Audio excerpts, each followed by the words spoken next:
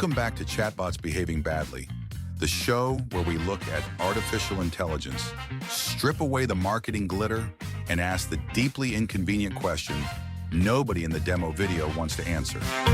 What exactly is this thing doing to us?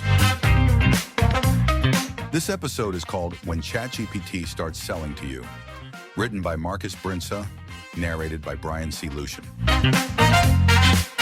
Chatbots Behaving Badly is a research initiative in collaboration with Saikuri. Today we are talking about a shift that sounds subtle until you realize it is not subtle at all. A year ago, the idea was that brands might someday advertise inside AI. That felt futuristic, slightly ridiculous, and very easy to discuss in the abstract. You could imagine a chatbot mentioning sneakers, recommending a hotel, or gently nudging you toward a brand partnership with the same eerie warmth it uses to tell you it is happy to help. Well, here we are, because the question is no longer whether brands might appear inside AI systems. The real question is what happens to users when the answer itself starts turning into the ad slot. And that is where things get weird. Not weird in the fun, science fiction way. Weird in the, I thought I was asking for help, but now I'm being quietly guided through a commercial environment disguised as convenience kind of way. That is the story today.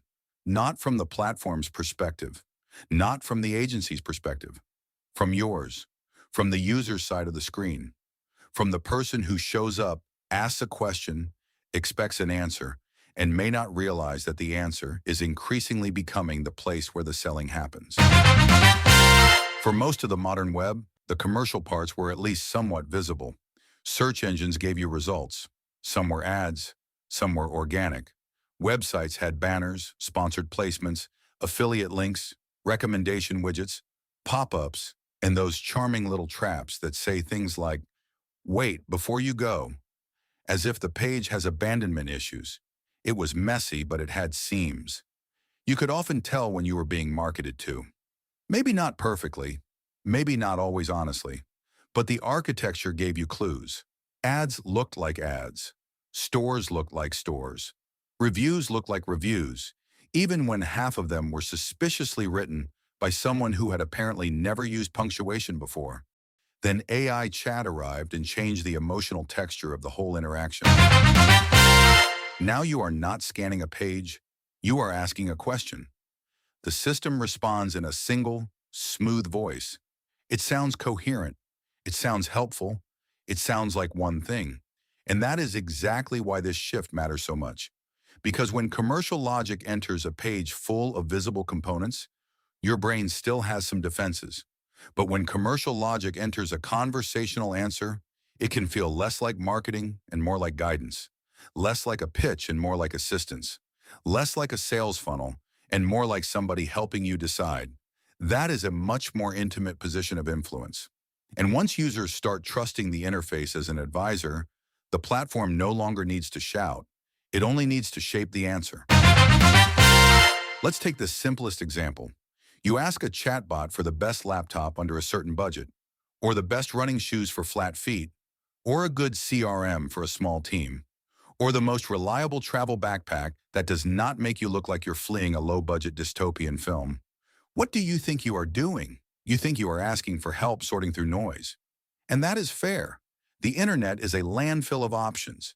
There are too many products, too many reviews, too many paid placements, too many fake top 10 lists written by someone who clearly met the product 5 minutes before publishing. Of course, users want a shortcut. Of course, they want an interface that says, "I read the pile. Here's what actually matters." That is the promise. But now think about what happens underneath that promise. The model has to interpret your intent. It has to retrieve information. It has to decide what sources seem credible. It has to compare products, summarize trade-offs, rank options, and frame the recommendation in a way that feels useful and human. That means the system is not merely passing along information. It is deciding what becomes visible to you and what never enters the room. As a user, that means the old act of searching is being replaced by a new act of being answered. And being answered is psychologically different. Search invites you to choose. Answering invites you to trust. That difference is where the power lives. Here is where this gets even more interesting for users. The next phase is not just recommendation, it is completion. The interface is increasingly moving toward a world where you do not simply ask what to buy. You ask, compare, choose, and then let the system help you complete the transaction. That means the same conversational layer can become the place where products are surfaced, evaluated, selected, and purchased. The answer becomes the storefront. And when that happens, the user is no longer just interacting with information.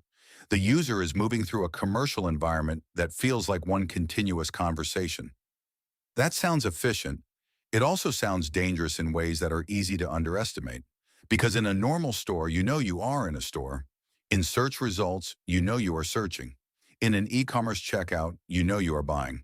But in a chatbot, those lines can blur into a single soft experience where recommendation, persuasion, and transaction sit inside the same friendly voice.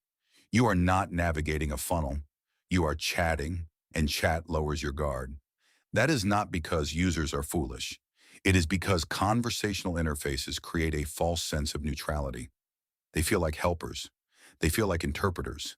They feel less like media and more like advisors. That is precisely why commercial influence inside them becomes more powerful and, frankly, more sensitive. If a chatbot sounds like it is helping you decide, users will naturally assume the answer is based on usefulness. The moment hidden incentives creep into that answer, trust gets very complicated, very fast. One of the strangest user impacts in all of this is not bad recommendations. It is invisible exclusion. In the old web, even if the top result was sponsored nonsense, you could still scroll. You could open other tabs. You could compare 5 articles, 6 products, 12 opinions, and one aggressively unhinged Reddit thread written by a man who believes all kitchen appliances are part of a corporate conspiracy. The point is, the clutter at least gave you alternatives. In an answer interface, the system compresses the world for you. It narrows the field before you even begin. It decides what is likely relevant, what is likely trustworthy, and what is likely worth showing. That means as a user, you may not know whether you got the best answer, the safest answer, the most profitable answer for the platform, or simply the answer that happened to fit the machine's rules. This is the new problem.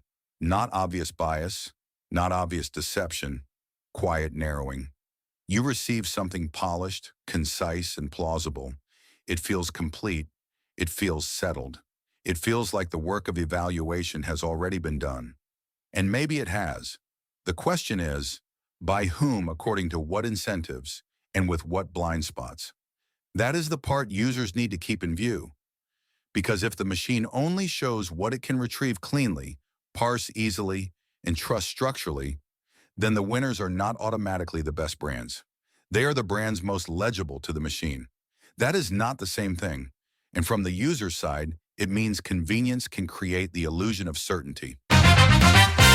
This is where the story gets almost darkly funny. For years, brands obsessed over slogans, campaign reach, visual identity, and emotional resonance. The glamorous parts, the expensive parts, the parts with mood boards, ad shoots, and meetings where someone says brand storytelling as if they discovered language.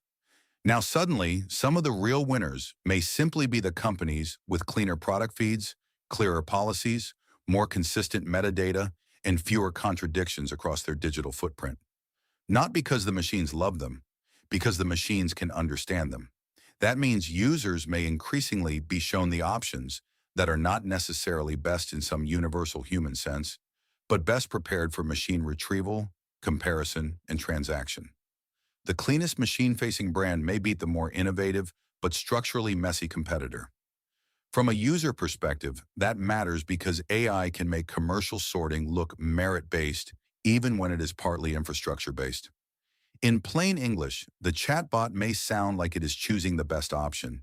In reality, it may be choosing the option that is easiest to trust computationally. That does not mean the recommendation is wrong. It means the basis of the recommendation may be much narrower than the user assumes. And that is why this is not just a marketing story. It is an epistemology story. It changes how people know what they know when they make buying decisions. Now let's talk about the user experience no platform wants to discuss too loudly. Trust in a chatbot is weirdly easy to build and weirdly easy to damage. When a system gives you a clean answer, saves you time, and sounds calm while doing it, you start to rely on it. You stop checking every detail. You begin to outsource some of the friction of decision-making. That is the appeal. That is also the trap. Because the moment users suspect that the answer is being shaped by commercial preferences they cannot clearly see, the whole experience changes. A banner ad on a website can be annoying without destroying your trust in the concept of websites. But if a chatbot that sounds like an intelligent assistant starts sneaking commercial logic into the same voice it uses for advice, the betrayal feels more personal, more structural, more manipulative. That is because users experience the chatbot as a unified speaker. They do not naturally separate the helpful intelligence from the monetization layer in the way product teams do on internal diagrams. To the user, it is one interface, one voice, one relationship. So if that voice feels compromised, trust does not just dip, it can collapse. And once that happens, every recommendation starts to feel suspect. Every comparison starts to feel staged. Every helpful suggestion starts to carry that faint odor of sponsored optimism. The user no longer feels guided. The user feels handled. That is not a small design problem. That is the beginning of platform cynicism. So what should the average user take from all this? First, understand that conversational convenience does not equal neutrality. A clean answer is not proof of an unbiased process. It is proof that the interface is good at producing confidence. Second, recognize that being recommended is no longer just about brand popularity. It is about machine compatibility. Some options will rise because they are better prepared for AI systems, not necessarily because they are better for you. Third, expect the line between advice and commerce to get blurrier, not clearer. The next generation of AI interfaces will likely make product discovery feel more seamless, more direct, and more pleasant. That does not automatically make it less commercial. In fact, it may make it more commercial precisely because it feels less like advertising. And finally, keep your skepticism, not paranoid skepticism, functional skepticism, the kind that asks one extra question, the kind that compares one more source, the kind that notices when the answer feels a little too clean, a little too settled, a little too perfectly aligned with what the system can easily process. In other words, do not confuse reduced friction with increased truth. The chatbot may save you time. It may even make genuinely useful recommendations. But if the answer becomes the new ad slot, then users need to understand that convenience has entered a new phase. You are no longer just searching a system.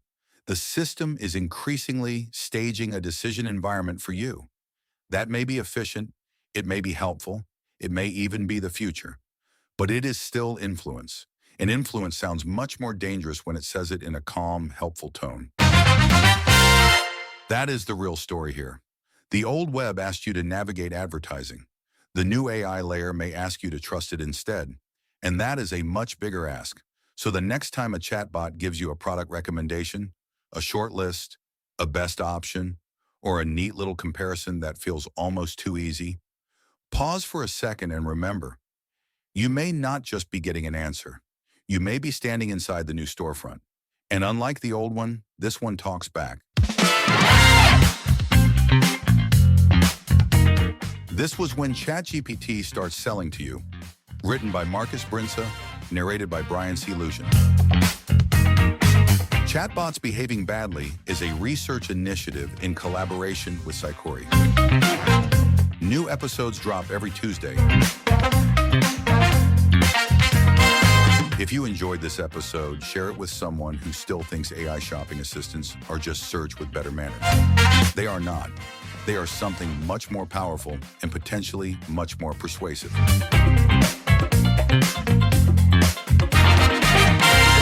Until next time, stay curious, stay skeptical, and never assume the helpful interface is only helping.